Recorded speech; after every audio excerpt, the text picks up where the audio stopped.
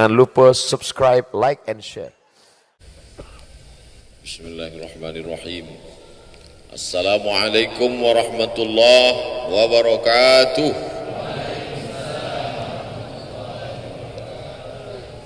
Alhamdulillahilladzi bi ni'matihi tatimmu shalihat. Wassalatu wassalamu ala sayyidis sadat wa ala alihi wa ashabihi ahli al-fadaili wal karamat. Subhanaka la ilma lana illa ma 'allamtana innaka antal alimul hakim. Rabbi shrah li sadri wa yassir li amri wahlul 'uqdatam min lisani yafqahu qawli. Man shalla subha fi jama'atin kana fi zimmatillah.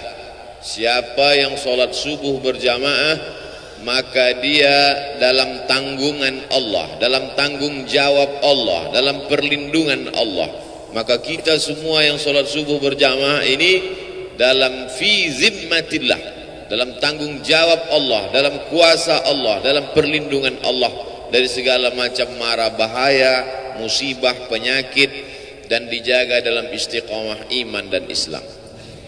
Man shalla subha fi jama'atin, siapa yang sholat subuh berjamaah, thumma qa'ada yadhkurullah, duduk berzikir mengingat Allah, thumma hatta tatlu asy-syamsu, sampai terbit matahari, summa yusalli raka'ataini, salat sunat 2 rakaat, kanat lahu ka ajri hajjatin wa umrah, maka dia dapat pahala seperti haji dan umrah tammah.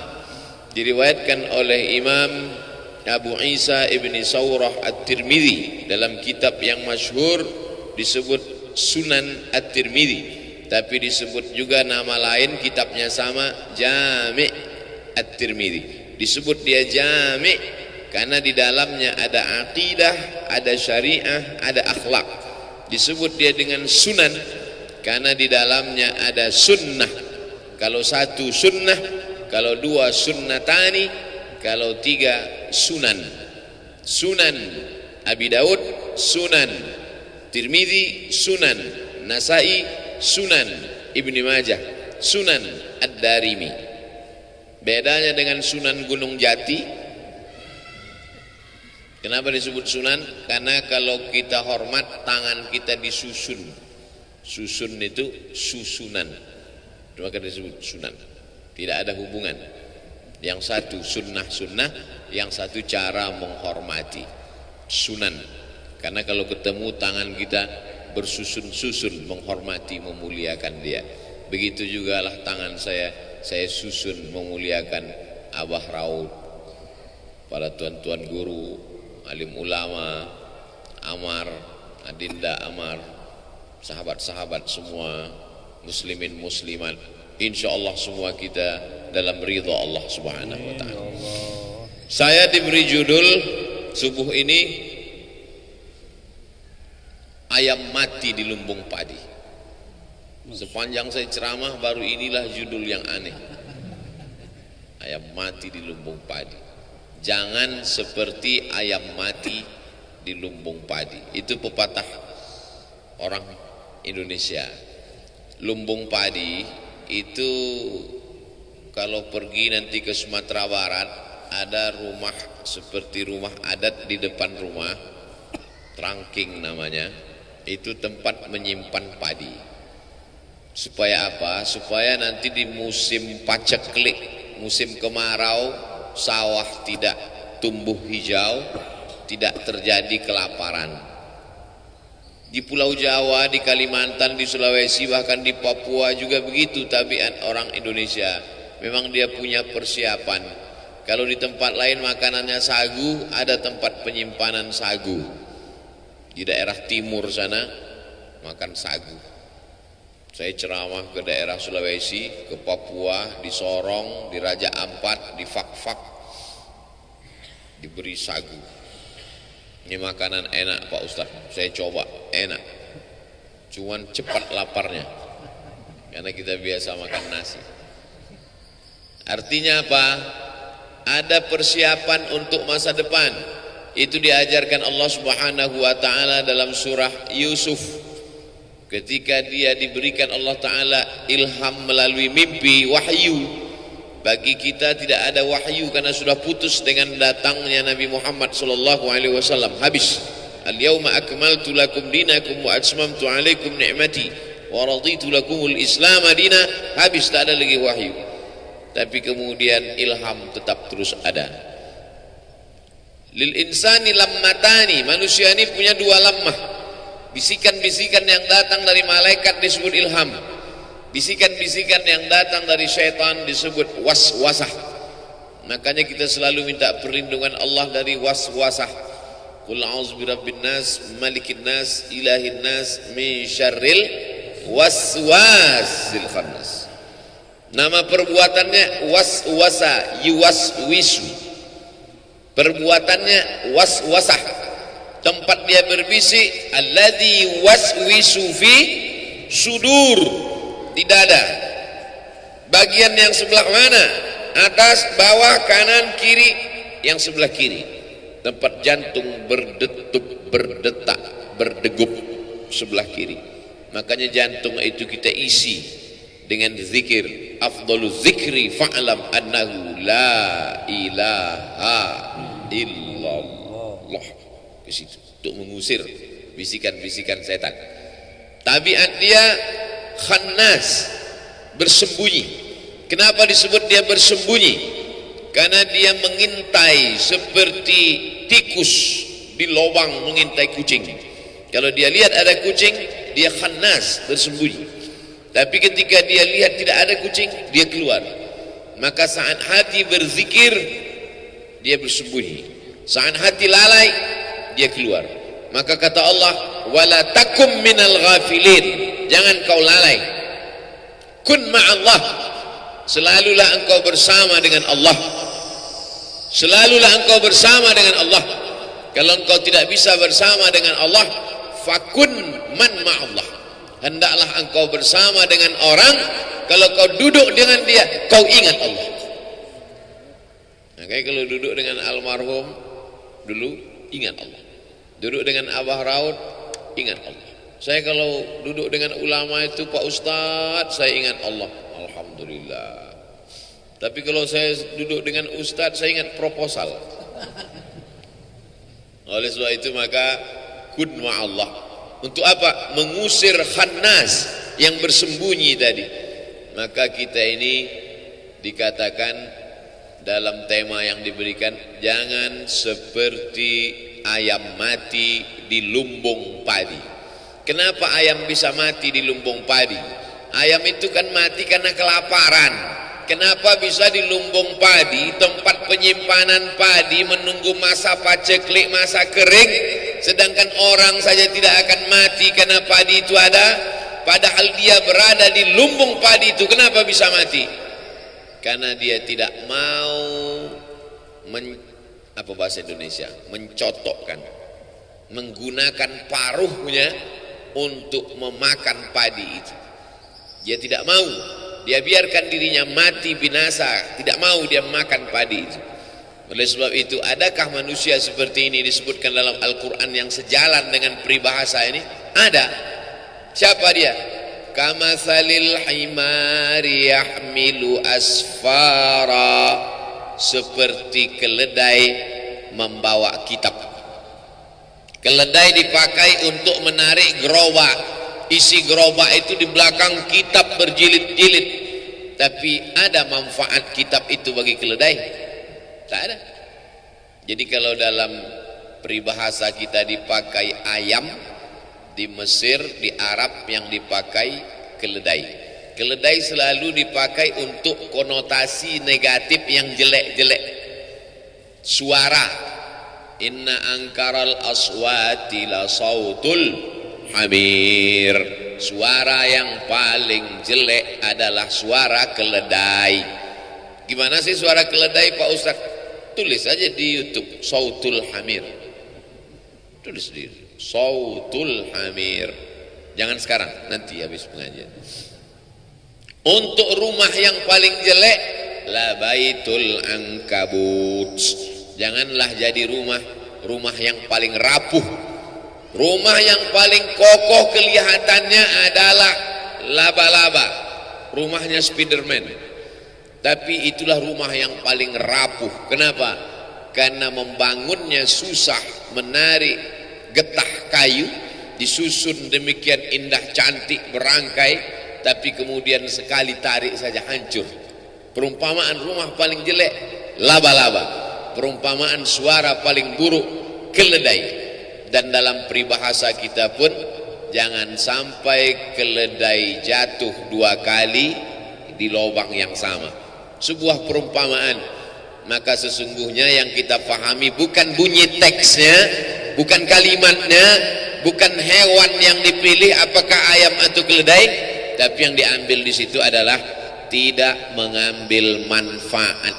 Sebagaimana ayam tidak mengambil manfaat dari padi, padahal sebenarnya padi bisa mengenyangkan dia, menyelamatkan nyawanya, bisa hidup panjang tidak kelaparan, maka keledai juga tak mengambil manfaat dari kitab-kitab, buku-buku yang dia bawa. 1 gerobak 3 kereta keledai di belakang, tak ada manfaatnya. Kamatsalil himari yahmilu asfara.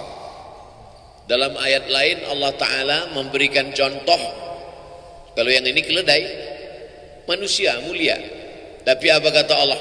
Walau syi'na la rafa'nahu biha. Kalau kami mau, kami sudah lama angkat derajatnya. Walakinnahu akhlada ilal ardi. Tapi dia tidak mau naik ke atas, dia lebih memilih jatuh ke bawah. Wattaba' hawa, diperturutkannya hawa nafsunya.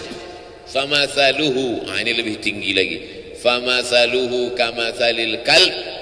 Perumpamaan dia kata Allah seperti seekor kalb, dog, anjing. In tahmil alaihi yalhas atau tatrukhu yalhas. Anjing kalau kau ambil batu mau kau lempar, dia tetap juga menjulurkan lidahnya, dan andai kau diam tetap juga dia menjulurkan lidahnya. Tapi tidak selamanya anjing disebutkan dalam perumpamaan yang jelek. Ada satu ayat disebutkan anjing beberapa kali ketika anjing bersahabat dengan ashabul kahfi. Apa maknanya? Anjing sekalipun najis mughalladhah, kalau dia jilat idza walagal kalbu fi ina'i ahadikum, kalau ada seekor anjing menjulurkan lidahnya ke dalam bejana tempat air kamu, fa ahriquhu, tumpahkan air itu semuanya habis, basuh bejana tempat air itu dengan 7 kali, 1 kali dengan air bercampur tanah, 6 kali dengan air suci yang mensucikan, tahir mutahhir, suci lagi mensucikan. Apa maknanya? Anjing yang najis, yang kotor, tapi kalau dia dekat dengan orang soleh, disebutkan Allah Subhanahu wa ta'ala beberapa kali dalam Al-Quran. Kalau anjing saja bisa dimuliakan sedemikian rupa, apalagi makhluk yang mulia. Ada saatnya manusia ini begitu hebat, begitu tinggi, maka kata Allah Subhanahu wa ta'ala, wa idh qulna lil malaikati, kami perintahkan kepada seluruh malaikat, usjudu li Adam, sujud kepada Adam, fasajadu, sujud semuanya, illa iblis, kecuali satu, makhluk yang hina, warnanya hitam, terbuat dari tanah busuk bau, rendah diinjak tapak kaki, tapi begitu ditiupkan Allah, fanafakhtu fihi min ruhi, aku tiupkan ruh ke dalamnya, apa yang terjadi? Faqa'u lahu sajidin. Semua makhluk-makhluk yang bercahaya, yang indah, yang hebat itu sajidin, sujud ke tanah yang busuk dan bau. Kenapa? Allah meniupkan ruh kemuliaan di dalamnya. Tapi ketika dicabut Allah Ta'ala kemuliaan dari tanah yang busuk dan bau itu, apa yang terjadi? Ulaika kal an'am, mereka seperti binatang, lebih rendah daripada kambing, onta, lembu. An'am, binatang ternak. Balhum adal, bahkan lebih hina lagi daripada itu. Jadi saya ingin menjelaskan bahwa peribahasa sesungguhnya sejalan dengan yang dipakai Allah Ta'ala dalam Al-Quran, karena target yang ingin dicapai dari perumpamaan itu adalah menyentuh hati manusia. Perumpamaan seekor keledai, perumpamaan rumah laba-laba, perumpamaan tentang manusia, perumpamaan tentang ayam di lumbung padi.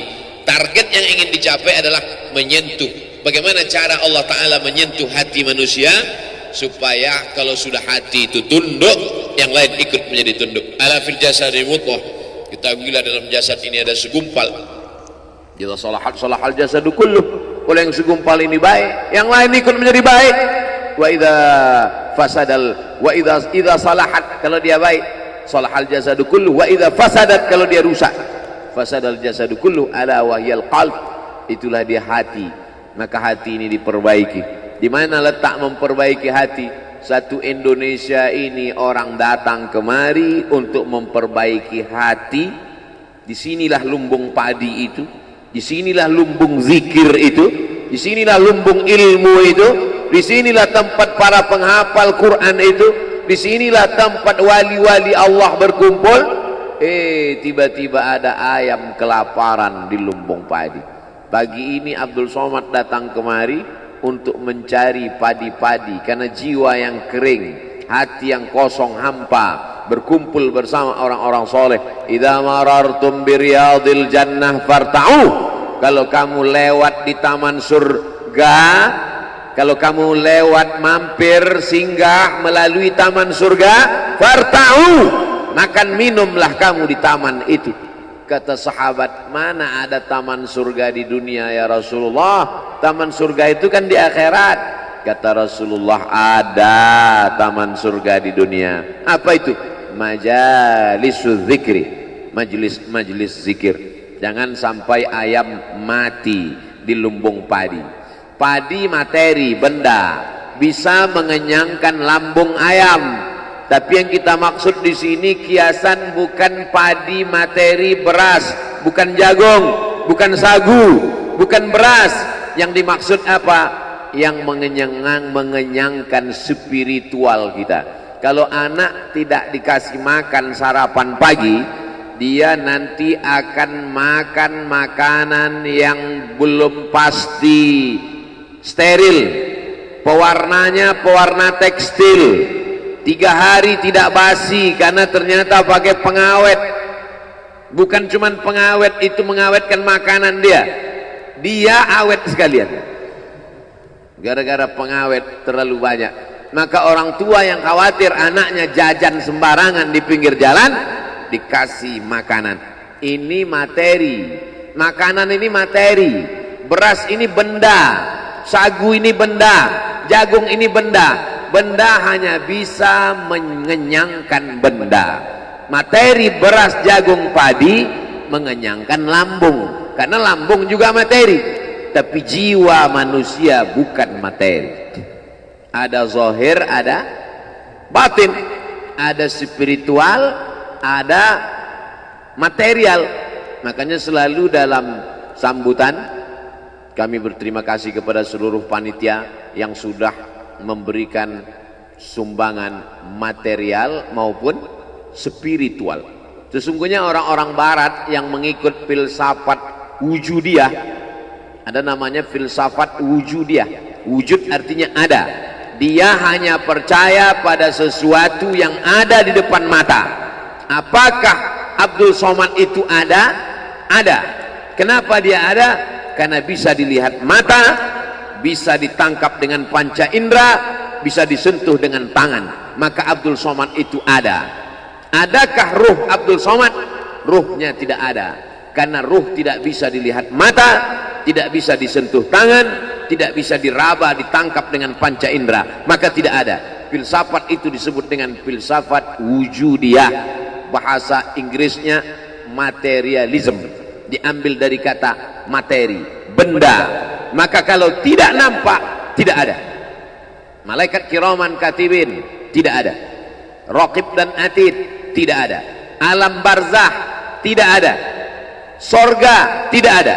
Karena tak dilihat oleh mata. Puncaknya adalah Tuhan, tidak ada. Maka lahirlah generasi-generasi ateis. A, tidak ada. T, Tuhan. Is, keyakinan. Ateis, keyakinan yang meyakini bahwa Tuhan tidak ada. Tapi aneh bin ajaib, ketika dia mau mati kecelakaan, dia minta tolong, dia tulis SOS, save our soul, selamatkan jiwa kami. Katanya tidak percaya kepada yang gaib, tapi dia minta selamatkan, save our soul. Mestinya kalau tidak percaya kepada jiwa, tidak percaya kepada roh, tidak SOS, SOB, save our body. Dan dalam lagu kebangsaan Indonesia kita nyatakan, kami percaya kepada yang zahir dan batin.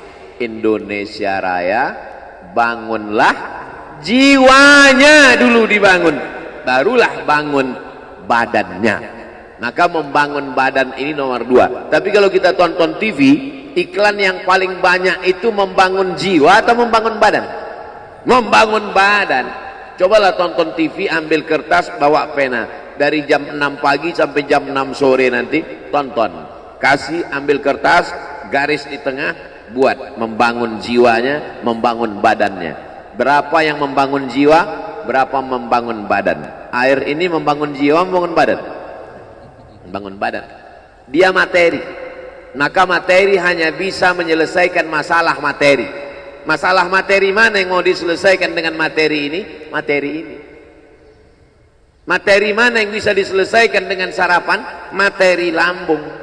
Tapi masalah materi jiwa, sebetulnya jiwa itu beradanya di mana, Pak Ustadz? Di sini atau di sini? Ikhtilaf para filosof. Yang satu mengatakan fid dimag, di otak. Yang satu mengatakan fil qalb, di jantung. Saya tidak suka ikhtilaf. Karena kata Nabi, kata Allah dalam Al-Quran, kata Nabi dalam hadis, la takhtalifu fakhtalafat qulubukum. Jangan kamu ikhtilaf, nanti hati kamu ikut menjadi ikhtilaf. Saya mengkombinasikan aja antara dua pendapat ini. Berawal dari jantung naik ke otak. Jadi kalau ada mengatakan, sebetulnya kita saat berpikir itu di mana? Di sini atau di sini? Am ala qulubin afala yatadabbaruna al-Qur'an. Mengapa mereka tidak merenungkan Al-Quran? Am ala qulubin aqfaluha, atau hati mereka terkunci? Kalau begitu, berpikir itu di hati katanya. Ini dalil mereka yang mengatakan bahwa letaknya itu yang gaib, itu letaknya di hati. Dan banyak sekali hadis-hadis mengatakan di hati. Tapi banyak orang selalu mengatakan, marilah kita berpikir. Pernah nggak orang ngomong, marilah kita berpikir? Think, marilah kita berpikir. Lalu saya temukan ada pendapatnya yang mengkombinasikan antara duanya. Kata dia berawal dari jantung, dari kemudian naik ke otak. Sesuai dengan para dokter ahli medis kita juga berkata demikian.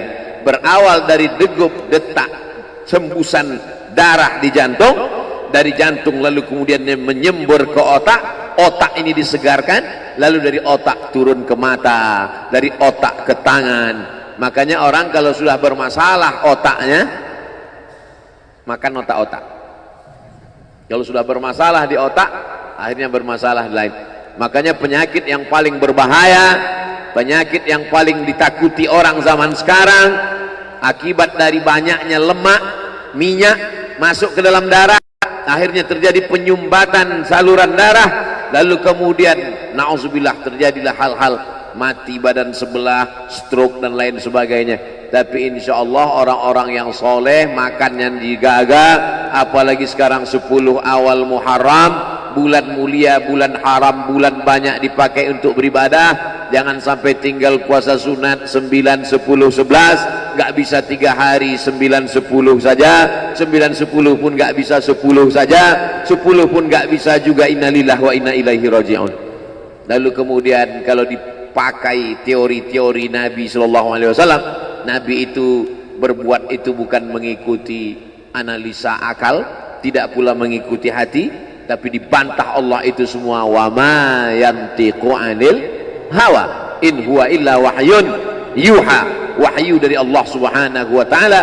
Maka sesungguhnya saya ingin menjelaskan, materi hanya bisa menyelesaikan masalah materi.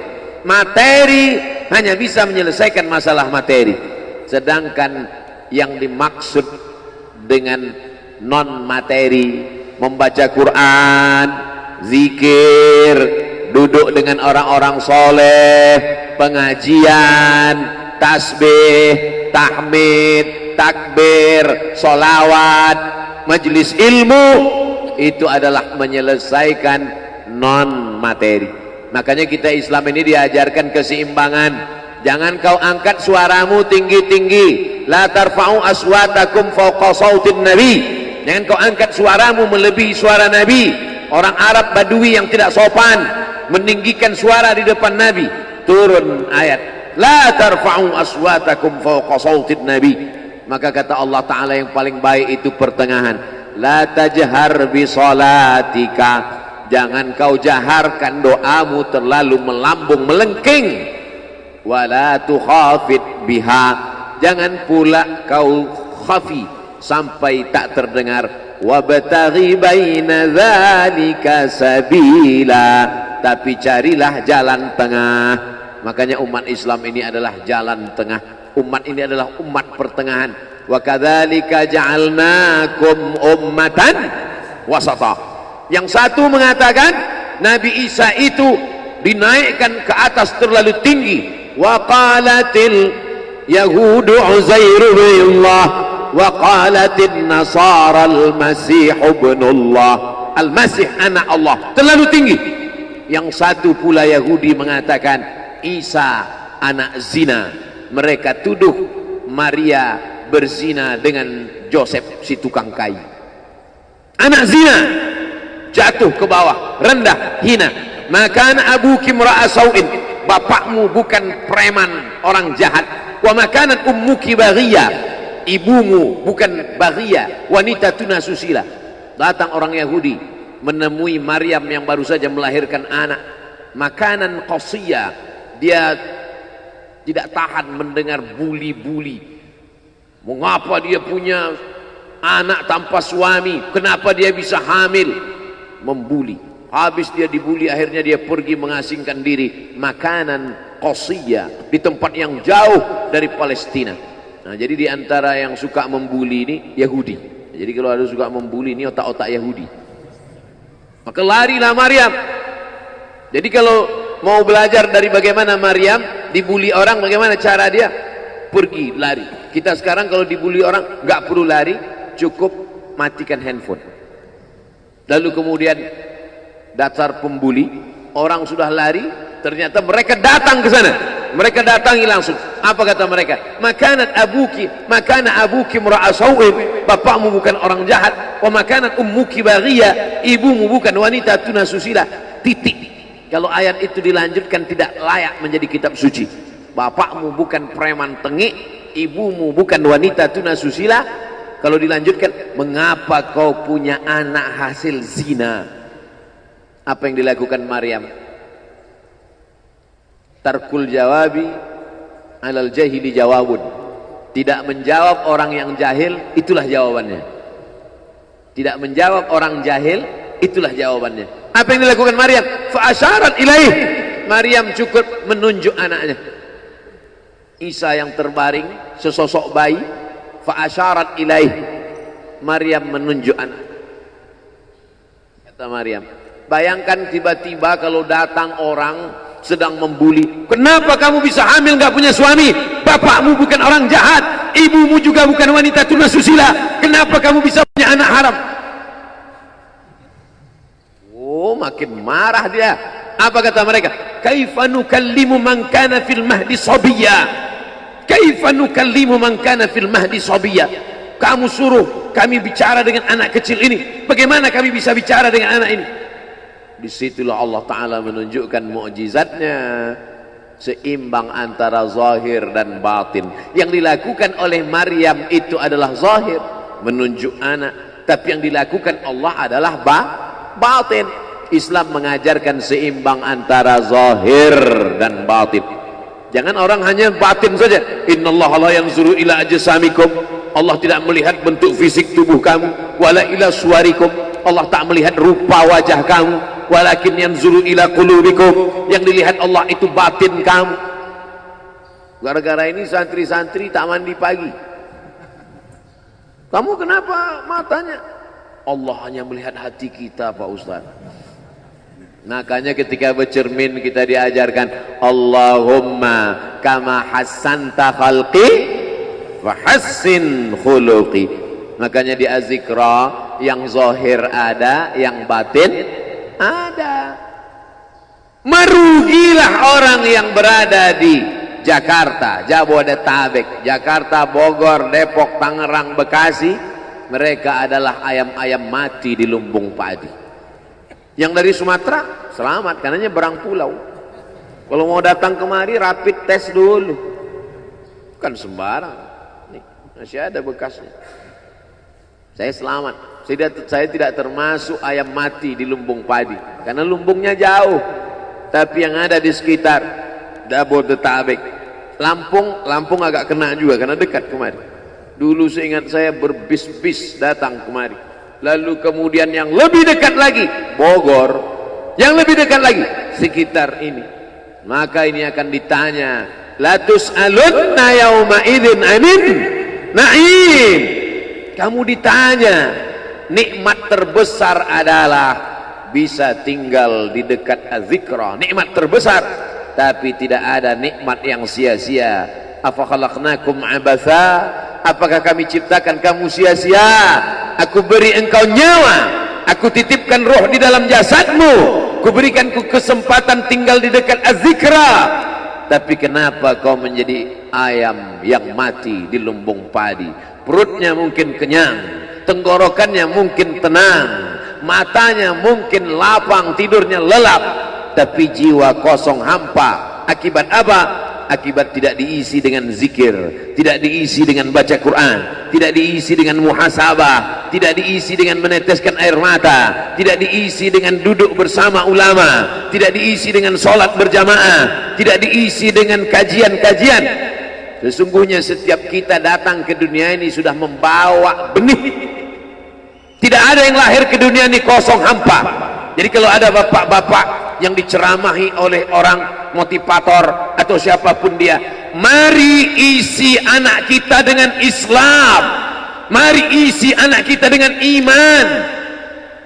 Tidak begitu guys. Kita lahir ke dunia ini bukan dalam keadaan kosong. Kita lahir sudah membawa iman. Mana dalilnya? A'udzubillahi minasyaitonir rajim. Wa idz akhadha rabbuka min bani Adam. Ingatlah ketika Allah mengambil persaksian dari seluruh anak cucu keturunan Adam. Wa asyhadahum.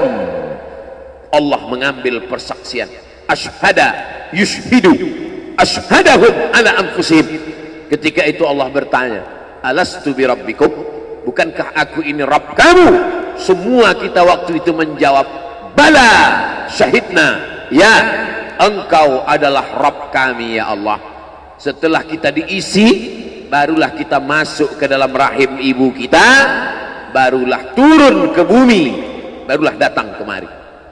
Lalu kemudian setelah di sini lupa, antaqulu yaumal qiyamati inna kunna an hadza ghafilin. Kami lupa, kami tidak ingat. Orang yang tidak ingat ini diingatkan. Fadzakir, ingatkanlah. Inna fa'ati az-zikra. Fadzakir, berilah peringatan. Inna fa'ati az-zikra. Inna fa'atiz zikra. Az-zikra bermanfaat untuk siapa? Liman yakhsha, bagi orang yang takut bahwa dia nanti akan bangkit dari tanah, bahwa dia akan hidup sekali lagi, bahwa roh dan jasadnya akan dipertemukan lagi. Apa mungkin kita ini akan hidup lagi Pak Ustadz? Ucapanmu sama seperti ucapan Asi bin Wa'il yang membawa tulang kering kerontang yang sudah putih, tak ada lagi warna. Lalu dia bertanya, hal yuhyi rabbuka hadzal 'idhama ba'da ma baliya wa ramma. Apakah bisa Tuhanmu menghidupkan tulang ini lagi ya Muhammad? Nabi sallallahu alaihi wasallam diam sampai Jibril datang membawakan jawaban. Qul yuhyiha allazi ansha'aha awwala marrah. Katakan ya Muhammad sallallahu alaihi wasallam kepada Asi bin Wa'il yang tak percaya bahwa tulang itu akan hidup sekali lagi. Yuhyiha allazi ansha'aha awwala marrah. Dia yang menciptakan tulang itu sebelum ada, menjadi ada, sekarang setelah ada dibuatnya menjadi tidak ada, akan dikembalikannya lagi menjadi ada. Sedangkan menciptakan yang tidak ada menjadi ada saja dia sanggup, apalagi yang pernah ada dibuatnya menjadi tidak ada, dikembalikannya lagi menjadi ada. Innama amruhu idza arada syai'an ayyaqula lahu kun. Azmuz zanab, ujung tulang ekor sebesar ibu jari, tulang belakang sampai ke bawah, yang lain hancur. Ketika digali makam kuburan, ada yang tulang-tulang hanya tinggal tulang paha saja, ada yang hanya tinggal gigi dan rambut saja, yang lain hancur. Tapi ada satu yang tidak hancur, kata Allah, disampaikan Nabi Muhammad SAW, ujung tulang ekor sebesar ibu jari. Maka dari itulah nanti yang akan ditunjuk, tumbuh sel-sel tulang, tumbuh kulit-kulit, tumbuh darah daging, bangkit menjadi manusia sempurna di hadapan Allah. Masuk surga itu roh dan jasad. Jannatin tajri min tahtihal anhar, sungai, air sungai dengan gemericiknya, masuk kaki ke dalam air sungai, itu adalah jasad. Kulit menyentuh air sungai terasa dinginnya, itu jasad. Zamharira adalah cahaya matahari yang tidak tembus ke bawah. Kenapa cahaya matahari tidak tembus? Karena ada ranting-ranting kayu yang saling terkait satu dengan lain, sehingga kalau duduk di bawah maka cahaya matahari tidak tembus ke bawah. Itu jasad. Maka yang masuk surga itu adalah roh dan jasad menurut Ahlus Sunnah wal Jamaah. Kalau masuk surga cuman roh, saya nggak mau, mimpi masuk surga. Abdul Somad akan masuk surga beserta roh dan jasad, kembali sempurna. Makanya kata Nabi, la yadkhulul jannata ajuz, tak masuk surga orang tua. Menangis semua orang tua, sedih karena tak masuk surga. Nabi tersenyum. Kata Nabi, bukan kamu tua tak masuk surga, kamu akan kembali muda usia belia, 30, 31, 32, 33. Karena masuk surga itu adalah orang-orang muda, anak-anak muda yang bisa menikmati dunia. Begitulah mereka masuk ke dalam surga. Apa makna ucapan Nabi itu? Ruh dan jasad masuk ke dalam surga Allah. Lagi-lagi kita sedang diajarkan keseimbangan, bahwa kita lahir membawa iman, tapi iman ini bisa mati. Benih letakkan di tanah pasir kering kerontang, tidak disiram, mati dia, kering. Bagaimana menghidupkannya? Dihidupkan dia dengan ilmu. Tidak ada majelis ilmu yang paling banyak untuk saat ini, majelis ilmu di Az-Zikra. Semua ustadz didatangkan kemari. Ustadz Tengku Zulkarnain, Abah Raud tidak usah disebut lagi, memang beliau guru dari almarhum, Masya Allah tabarakallah. Lalu kemudian para masyaikh, Ustadz Adi Hidayat, Buya Yahya, tak dapat disebutkan satu persatu, Kiai Haji Abdullah Gimnastiar, para alim ulama, alumni Al-Azhar Mesir, alumni dari Yaman, Tarim Hadramaut, Darul Mustafa, Rubat Tarif, berdatangan kemari semua. Majelis ilmu, majelis ilmu. Lagi-lagi ayam mati di lumbung padi. Apa sebenarnya yang terselip dari peribahasa itu? Iman mati karena tidak disirami dengan ilmu. Ilmu, ilmu, ilmu. Datang seorang jamaah menemui saya, Ustadz Somad, saya kena penyakit insomnia, gak bisa tidur malam. Jam 2 malam mata saya masih berkedip-kedip. Bismika Allahumma ahya wa amut, gak mempan. Sebabnya apa Pak? Sebabnya saya beli tanah. Setelah beli tanah, tanam kelapa sawit, dipupuk, dijaga, 3 tahun berbuah. Pas mau dipanen, sudah dipanen orang duluan. Ternyata tanahnya bermasalah, dibawa ke pengadilan, dia yang menang. Akhirnya sampai jam 2 malam gak bisa tidur. Apa yang terlintas dalam pikiran? Kenapa beli tanah, kenapa tanam sawit, kenapa beli tanah, kenapa tanam sawit, kenapa diambil orang, kenapa dulu nggak ternak ikan aja, kenapa nggak ternak puyuh. Berbulan-bulan nggak bisa tidur. Akhirnya pergi ke psikiater. Pak psikiater, ya saya sudah 2 bulan nggak tidur Pak psikiater. Akhirnya Pak psikiater buat resep. Ini obatnya, yang ini dimakan sebelum makan, yang ini dimakan setelah makan, yang ini 3 kali, yang ini 2 kali. Akhirnya memikirkan resep itu, makin nggak bisa tidur.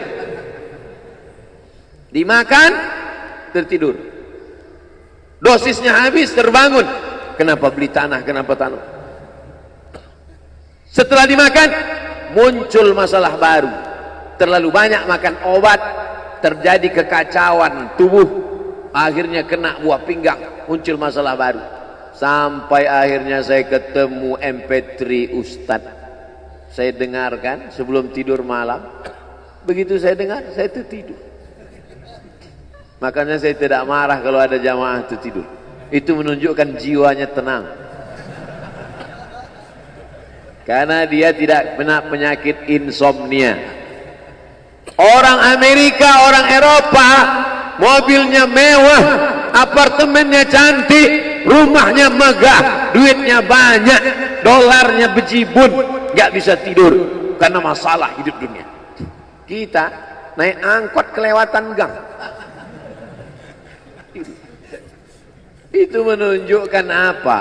Di mana letak ketenangan itu? Huwallazi anzala sakinata fi qulubil mu'minin. Dia yang menurunkan ketenangan ke dalam hati orang yang beriman. Oleh sebab itu maka iman ini mesti disiram dengan ilmu. Majelis ilmu adalah majelis zikir.